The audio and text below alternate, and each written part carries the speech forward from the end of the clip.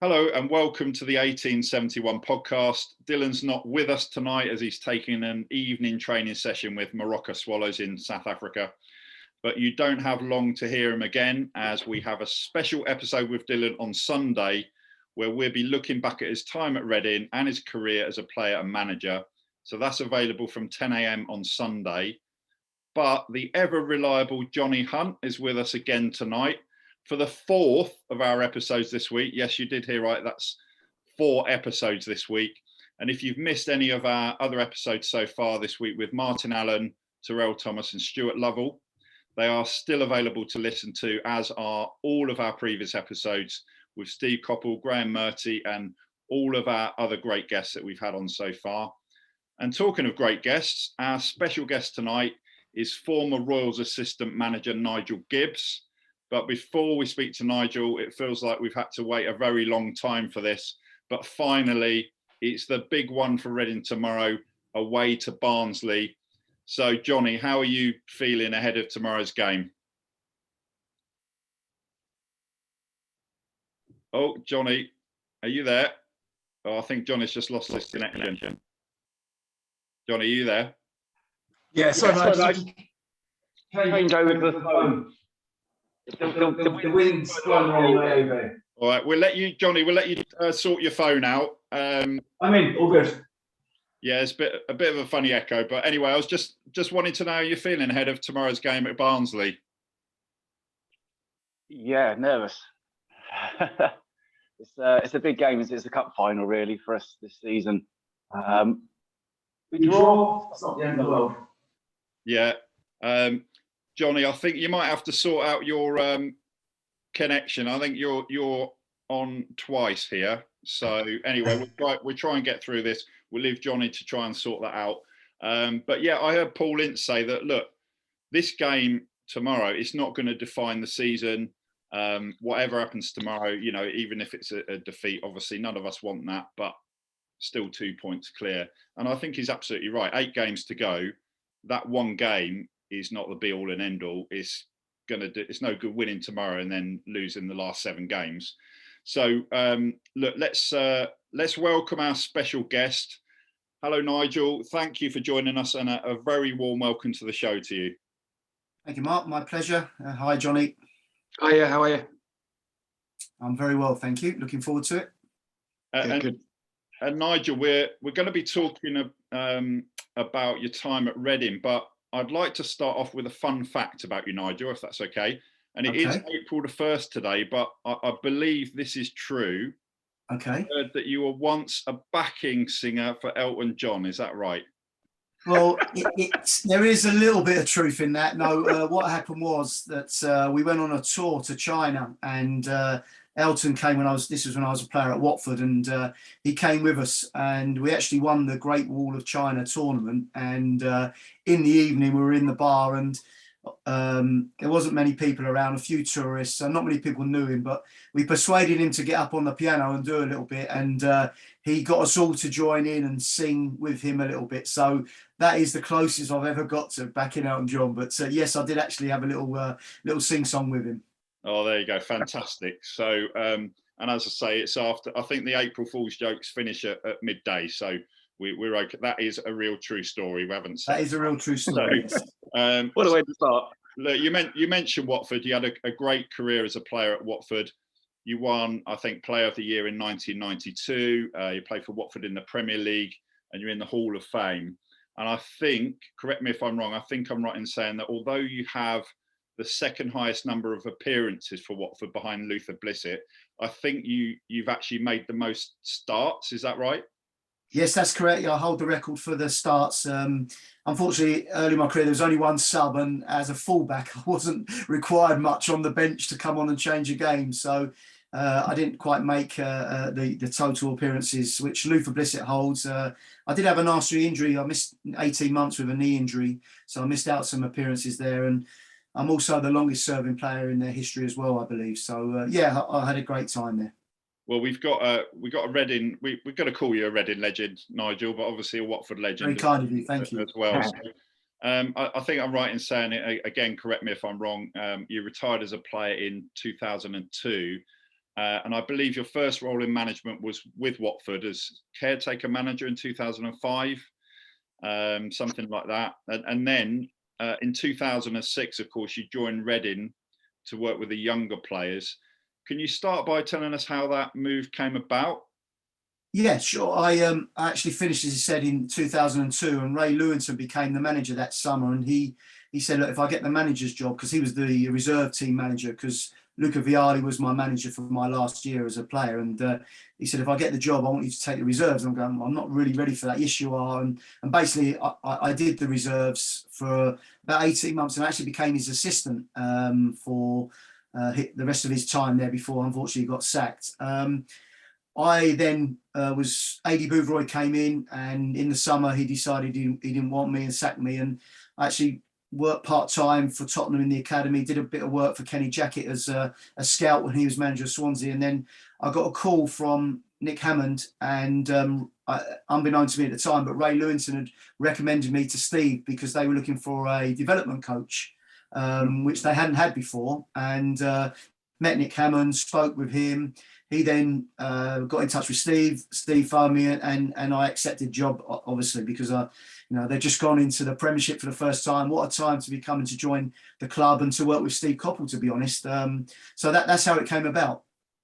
And I think you had success sort of fairly quickly with Reading in the Premier Reserve League, didn't you? And then obviously assistant manager in 2009. I believe so, yes. Yeah. And you're assistant to Brian McDermott, of course. What was Brian like to work with? Brian was, myself and Brian actually did the reserves. So although Brian was chief scout and going out and scouting the players for Steve and looking at opposition, he came on a match day and we took the reserves together. So we had a very good relationship working together. So when he obviously got put in caretaker charge, he said, look, I want you to come with me. And we went from there. And as you know, we had a difficult period at the start before actually Brian got named manager. We had some difficult games, and I'm just sitting here in my study, and I've got the picture on my wall when we went to Liverpool 1-2-1, and not long after that Brian got the job, which was incredible and obviously a great opportunity for myself. And the question you asked about Brian, it was a brilliant boss to work for. We had a very good relationship. I really liked working for him.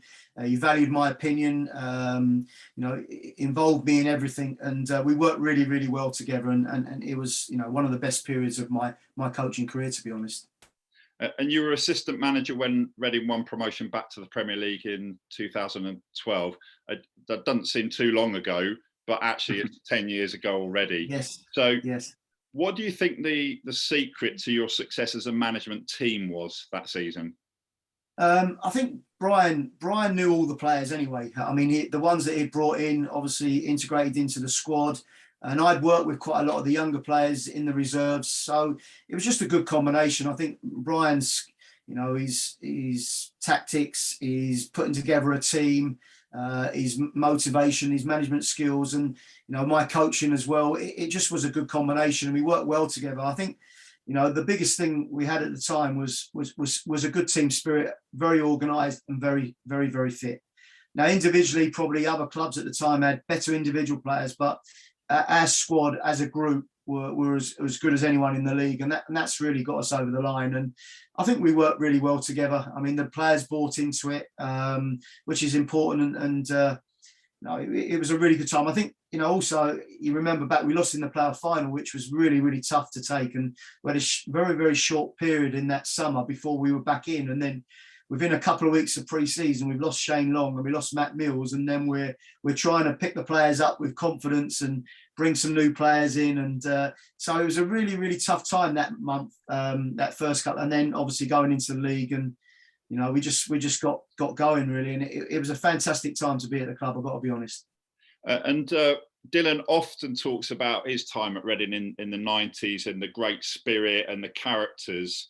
Without wanting to drop someone in it, who were sort of the jokers in the side at that time, who sort of liked to have a bit of a joke. Oh, we had. It's difficult when you're in it. You sort of you're in it, and you don't get time to think about it. But when you look back, and I mean, that was a fantastic squad of players, all wanted to work hard, all wanted to play but couldn't, but we tried to involve them. I mean, Noel Hunt was a character, Jem Carrigan, Joby, his leadership skills, Mikael Ledgerwood, and there was a real good mixture of characters. But the biggest thing that brought us all together, we wanted to win. We wanted to win, and we were competitive, and we wanted to work hard. And some teams possibly could outplay us, but they were never going to outwork us, and that was our motto for that season. No one was going to outwork us, and that got us a long way. And when you look back, we had 20 clean sheets. You know, that was incredible, and that wasn't just the back four and the goalkeeper who were excellent, but the whole team put in a shift, and that was the big thing about that group. And even the players that came in, you know, they bought into it. They stepped in when they had to. I mean, we had a steady run of picking a team that, you know, Brian picked, and then we'd bring a couple of players in, they'd do a fantastic job, then they went out again. And even the lads we brought in on loan near the end of the season, they came in and they could see straight away what it was all about. And that all comes from the top, really, to be honest. That all came from Brian leading it, demanding, and obviously us sort of staff supporting him, you know. And your time at Reading obviously came to an end, but of course it wasn't the end of the story. You worked with Brian at Leeds, and then yes. I think you worked at Millwall and Spurs, and then you were assistant manager to Paul Clement at Swansea, which is how your second spell at Reading came about, I think, when Paul got the manager's job at Reading in 2018. Yes. What was that experience like for you second time around at Reading? And when that opportunity came up, how were you feeling about going back? Well, I'd only had really good memories of being at Reading, even though we lost our job. I still, and it's only my opinion, I think if we'd have been kept on, I still think we would have had a really good chance of staying up. And if not, I think we would have had enough about us to try and push and come back up the following season. So obviously a big disappointment to lead the club in that period. And it was only a month or so before that Brian was made Premiership Manager of the Month. So, you know, we couldn't have been that far off. And, you know, at the start, I go back to the start of that season where, you know, we were expecting some investment, and all of a sudden we didn't get any investment, and we were signing free transfers and players that hadn't played in the Premiership. And you're thinking, cool, this is going to be really, really tough. And then you come to the window, right, okay, we're going to have to really try and bring some better players in or support the squad we've got. And it didn't happen. And then obviously we ended up losing our job going to Leeds. But when I worked with Paul, I really got on well with Paul. Again, he did a really good job at Swansea, keeping them up. And then again, we had a similar scenario where we ended up selling our three best players in pre-season. And then we'd only just stayed up the season before with those players, and now we're weakening our squad. You think, well, this is going to be tough. Battled away, but eventually lost our jobs. And then I got the call to say, listen, I've been offered the Reading job. I'd like you to come along. And I didn't even hesitate. Yeah, I'm coming, because obviously still looked at Reading, you know, results straight away, you know, after Watford, my hometown club, and wherever I was working. And I'm on my way. So that's how it came about, really, and was looking forward to it. Now, the question you asked, what was it like? It was totally different. You know, the squad size was too big. The quality of the squad wasn't as good. I think the club wasn't as one. Confidence was really low amongst the players, really, really low. They'd lost their way, lots of defeats, blah, blah, blah. And, you know, again, it was a difficult time coming in there, but full credit to Paul and the other staff. We managed to stay in the division because the players had gone, you know, and the confidence and belief and everything, everything goes when you start losing. You know, it's very difficult to turn that around. So obviously we did that. And then we were looking forward to the summer where we could maybe move a few players on, bring some better quality, but as it turned out, that didn't happen. And ultimately, if you don't win games, you're always in a position where you might lose your job, and that was the case. But it was difficult, to be honest. And Johnny, I'm going to let you come in now. It looks like you've sorted out whatever it was that was going on. We could hear that there was a bit of an echo. It sounded like there were two of you. I don't know if you have got a spot, have you? No, one of me's more than enough, mate, as you know. Yeah, Nigel, I was just going to say that yesterday, I think it was the 10-year anniversary of the game against West Ham, the 4-2 win. And I'm sure you remember that. I do. So well. Look, that run that we had after the new year, the stats escaped me, but it was insane, wasn't it? The amount of wins that when points we got over a period of time. Yes. How did that build? Like, I know you talked about earlier about the players you had, but like that energy and when you get that game against West Ham was, we were under the pump, weren't we, for a good 40 minutes, and then literally 2 goals before half time, and it changes. What was that? Is it just the mentality? Yeah, I think obviously in that season as well, which people will remember, but sometimes you forget how important. Sir John sold the club to the Russian guy, and all of a sudden we're thinking, well, what happens when that happens? Normally, then you're in trouble with your job, aren't you? Because they want to bring their own people in. But Brian did a great job in saying, listen, we're a striker short. We need a striker. If we can get a striker, we can really push on, and who knows? And obviously we've got Jason Roberts, so a new face coming in, someone of that calibre. It gave us all a bit of a lift, and with his experience. And he came in and scored. I think he scored 5-6 games on the spin, and it just got us going, really. We were sort of above mid-table, win a couple of games, lose. But then we went on that run. And as you say, that period is, it was one of the best periods I've had as a coach, because we had that good. We won 15 out of 17 games. Those were the stats. So 15 wins, 1 draw, 1 defeat. And the defeat, ironically, was at Peterborough when we went 1-0 up. We were bottom of the league. So we ended up losing the game 3-1, but come on, let's go again. And that next 6-game period was incredible. I mean, the fans would look back on that and really, really enjoy those games. I think we played Blackpool, we played Leeds, played West Ham, we played Southampton, we played Brighton, obviously finishing off with Forest at home. I mean, that run of games was incredible. And the players, what they would do was never give up. And we won so many games late on. The stats would back it up in the last 15 minutes, because we would just wear teams down. And we knew that if it was either 0-0 or tight, we'd always have a chance to win the game. And, the fitness levels, and we didn't mind not having the ball at times, because we were a fast counter-attack team, but worked hard as a unit. And then if you got Jimmy Kebe, or you got Joby, or you got Noel, you got Jason, then you bring Alfie on, or you bring Church. You've always got a chance to win the game. So we were very solid, and the midfield partnership of Jem and Mikel in that period was terrific, And but that period was incredible, to be honest. And to win at home to Forest was, it sticks in your memory. It really was. It was incredible. And Nigel, we're going to take a very quick break now, but after we come back, we want to ask you a couple of questions about the current Raw side. So we'll be back right after this. No problem. So Nigel, just from your experience, obviously, not that long ago, you were at Reading, and you've seen what's happened since. Brian McDermott was at the club. Obviously, you've touched on the issues with the ownership and finances and players and all that sort of thing.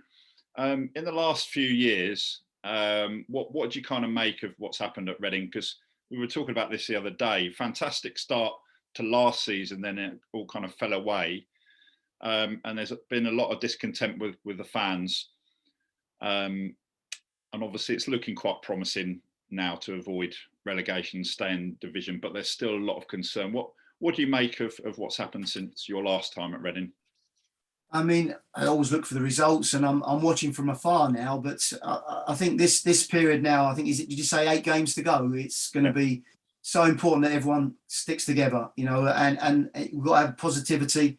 Now that comes from, the fans coming and believing that you can get results, but also the players have got to give something to the supporters as well. They've got to give everything. They've got to give everything. And I think Paul Ince is right.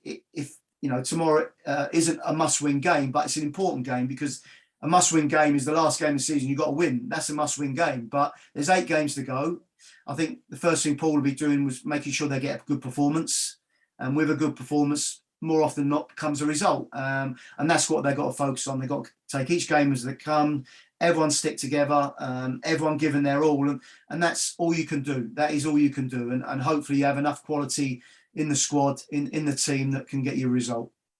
And obviously you've been in the assistant manager's role at Reading, and that's a position that, albeit interim, that Michael Gilks has got, a club legend. was at Reading from a very young age, brilliant player, played in that great Reading team in the 80s and the great Reading side in the 90s. And now, he's come in, worked with the under 23s, and now he's stepped up to the first team. What's the role of an assistant manager? So what kind of will be Michael Gilks's main, what he does on a day-to-day basis?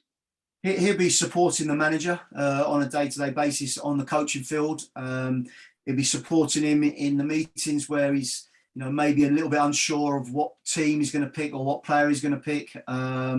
He'll be looking at the opposition. He'll be doing a bit of everything, and he'll be there for the manager. He'll be a sounding board for the manager. I think the manager will have a clear idea more often than not what team he wants to pick, but he might have a couple of, what do you think? And that's where the assistant will come in and say, well, yeah, have you thought about this, or what about this? And you leave it with the manager, but you're there to support him, really, because also you need to make sure the manager's got he's fresh as well, so all the mundane stuff is taken care of by the coaches or the assistant, not having to worry about it, but just really focusing on preparing the team for that game. So, he's going to play an important role. But Michael's done that. I mean, he was coached with myself and Paul, so I know his value, and he'll be there. And obviously the fans have got an affinity with Michael, and rightly so. I mean, unfortunately, I had to chase him a few times on the left wing playing against him. So I know what a legend he is at Reading, And you mentioned Ledgerwood as well. Yes. Obviously, what are your thoughts about him and that transition he's made from, being a great player for the club and, moving on to be part of the management team? Yeah, I think it's really good. Again, it's someone that the fans can associate with. I mean, he's doing his apprenticeship working with the under 18s, and now he's stepped up to help with the first team, and that can only help you. He's had that experience that he can, speak to the players who are maybe not had the experience of, having to fight and win matches and the pressure, and, that's going to be so important. And also got Noel Hunt's come back into the club as well. I mean, I spoke to him this morning. He's got a game tonight, and, he's really enjoying being back at the club and working with those young players. And it's good. I like that. Whatever club it is, when you've got players who've really, really played well for that club and done many years there and been successful, come back in and help them, the younger players, or help the first team as Ledge is doing at the moment. And we've got to mention Paul Ince. What do you make of his position that he's come in after a period out of management? Obviously, fantastic player. We all know that. Got some experience as a manager, but was out of the game for about 8 years. Come back to do a job until the end of the season, and then let's see what happens after that. What's your feeling about Paul as as a manager, particularly at Reading? I think what an opportunity for him. He's been, as you say, he's been out for a while, out of the game for a while, and this opportunity came up, and he probably, I fancy that. I want to have a go at that, and he's come in to try and help the club stay in the division, which we, as in Reading's fans, have got to get behind him and support him. And as you say, come the end of the season, go from there. But, he's got experience. He's been a manager before. Obviously, he's played at the highest level.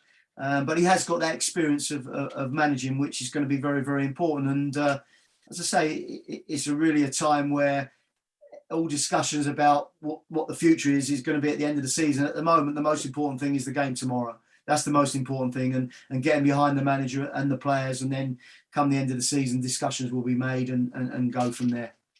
And Johnny, from a fan's perspective, obviously you and I have seen Reading over like the last 40 years, ups and downs. We talked to Stuart Lovell about that, didn't we? Yeah. What are your thoughts for Nigel in terms of, Nigel mentioned the fans. What do you want to ask? Nigel? Yeah, I was saying, one of the things that strikes me is that, when you're coming into a difficult situation, for use of a better word, when you come into a change room that's struggling, maybe you've got attitude issues, or I'm sure you've seen all these things. How do you go about changing a mindset from a negative to a positive as a management team to get that? Is it using 100 different tools, or is it looking at the players' personalities? How do you approach it? It's a good question, and in my experience, normally when you come in, you want to be very clear the instructions that you're giving to the players. You keep it as simple as possible, and you're very organised. So the players know their roles within the team. And I think sometimes they need some clarity. Whereas, and also, okay, this is the team we're going to go with. This is what we're going to work on. This is what's required. This is what I want from you. And that hopefully then breeds confidence during the week to go into the game. But I think normally when a team's been struggling, the team keeps changing. The team will keep changing. We're trying to find this solution, that solution. Well, we're going to pick him. No, we're not going to pick him. I think when you go in, you've got to be very clear on the instructions. You're going to be organised. And this is what we want from you. And then that at least gives that player some clarity of what is required, and hopefully then you it's a new voice, and it's a clean slate for the players that maybe haven't been involved. Listen, you're all going to get a chance. We're going to watch you, look at you in training, blah, blah, blah. But normally you've done your homework. You know the players that are there, and you think the ones that you can pick and rely on and trust. But, as a player going in, or if I was the player, but having been the coach going in, it's normally that give them clarity, keep it simple, be organised, and be prepared. That's the best way. Yeah. And how hard is it, when you've got players that aren't being picked for whatever reason, or you've got players out injured, to keep them as part of the squad, or keep them happy, if that's probably the best term? Yeah. It's a really good question. So when Brian and I took over back in 2009, we made a conscious effort to make sure that everyone was involved. And it's not always easy when second time around with Paul, we had such a big squad. It was very difficult to do that. Yeah. So you're better off with a smaller squad that everyone's involved. Everyone's got a chance of playing. If there's an injury or suspension, you're going to be the next one in. But, it's hard when you've got such a big squad. It really is, because all of a sudden, instead of having maybe 9 or 10 unhappy players because they're not starting, but they've still got a chance. Where have you got, we had 16 or 17 players who weren't happy, and all of a sudden it's very difficult to manage that. So that's the hardest thing. So there's 11 players always happy every week, and then there's the others that are on the bench, and then there's the others out the squad. But you really got to involve them, and that means making sure they're well trained, ready to come in and step in, and making sure that, listen, if required, we need you, so you got to be ready. And a smaller squad is much easier to manage. Now, you'd rather have quality over quantity, without a doubt. And that's the biggest thing I've learned. And that was one of Steve Coppell's big things as well. He had a small squad that everyone was involved, everyone was competitive, and you always felt you had a chance of playing.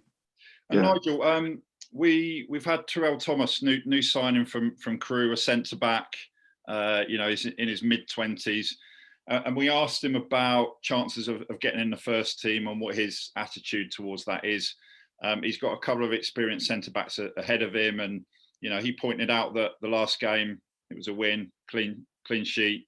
So he kind of hinted that he doesn't expect that to change. But what's the role of a player like that coming in? Is it about, he's got to focus on doing the best that he can and trying to get in the team, but also, a little bit of competition for places, supporting the other players? What's the role of a player like that coming in, a new player? What you said there is spot on. He's got to be ready. So he's got to make sure he knows what the manager wants. He's listening to what the manager is saying to the two experienced centre halves in there, or the two centre halves that are in there. He's in training. He's at it. As you say, competition for the two that are in there at the moment. And that's what he's got to be ready when that manager calls on him. So that could be next week, could be the week after, but you've got to make sure as a professional, you've got to take that responsibility on yourself, as well as the training, to make sure you're ready physically and mentally, and a lad like him coming in this period, what an opportunity for him to impress, because I'm sure he'll be trying to get a long-term contract. Okay, short-term, I want to help the team. I want to impress the manager. I want to push the two that are in there, and I'm going to be ready when required. And that will be his sole responsibility. And Nigel, you've since your last time at Reading, I think you worked with Tottenham and Portsmouth, and I believe you're now working as an ambassador for Watford. Is that right? Yeah, I actually also went out to Belgium. I was out in Belgium last season with Paul Clement, which was a great experience. Never worked abroad before.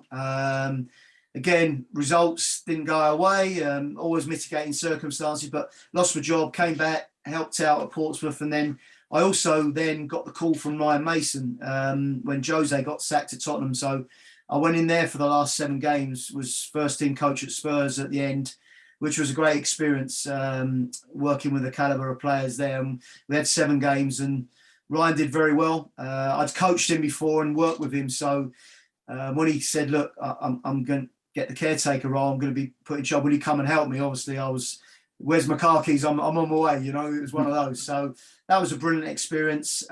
Also in that period, as you say, I got made an ambassador of Watford Football Club, which very proud to be honoured with that. So that's sort of a part-time role. That's just if they need me for anything, around Watford or a game, if I'm available, or phone calls, then happy to help out. And then, as I actually went back into Tottenham in August and working across the age groups from the age of 17 to 23, which I really enjoy. But hopefully, at some stage, if I get the opportunity, I'd like to go back into first team at some stage. So two final questions for you. Firstly, we had Martin Allen on earlier in the week, and he was I think he was manager of Barnet about 5 times altogether. That's amazing. Like that. Yeah. You've obviously been at Reading twice. Would you fancy, a 3rd time at some point if the opportunity came up? Absolutely. If it was right for the club and right for me, of course. I mean, it's a club that I was at nearly 7 years, and obviously nearly a year with Paul. So, it was a long time to be there, and still have some friends who work in there and colleagues. And, we talk about supporters, and it's quite easy to be flippant about it. But I think Brian and I had a really good relationship with the fans, and Brian's still very popular amongst the fans. And, they were terrific at times. And I was very lucky because I came in the first year in the Premiership. So I had that experience of watching Steve, Kevin Dillon, Wally Downs work as well, and being integrated into that as well. And obviously our own spell there when we won promotion again. I mean, it was fantastic times. And also really satisfying that Jem Carrigan, Hal Robson-Kanu, Alex Pearce, Ben Hamer, Alex McCarthy, Hal Robson-Kanu, Simon, all those players that I worked with as a young Guildford, all went on to have fantastic careers, and that gives you a lot of job satisfaction, as well as obviously the big thing of getting promoted, getting to the Premier League, and what a season. So I've got some great memories. So if the opportunity arose again, of course, I'll be very interested. Well, there you go, Johnny. I think we've been interviewing a few potential managers, haven't we? Yeah, I think we've got 5 jobs lined up for you all now. That's it, sorted. That's all we've got time for. So, thank you for joining us, Nigel. Really appreciate having you on the show. It's my pleasure, and let's fingers crossed to get the right result tomorrow. Brilliant. Hope so. So, as you said there, Nigel, big game at Barnsley tomorrow, and a reminder for you that we have a special episode coming up on Sunday with Dylan Kerr, and all that leaves us to say is good luck to Paul Ince and the boys tomorrow. So take care, good night, and come on, you R's.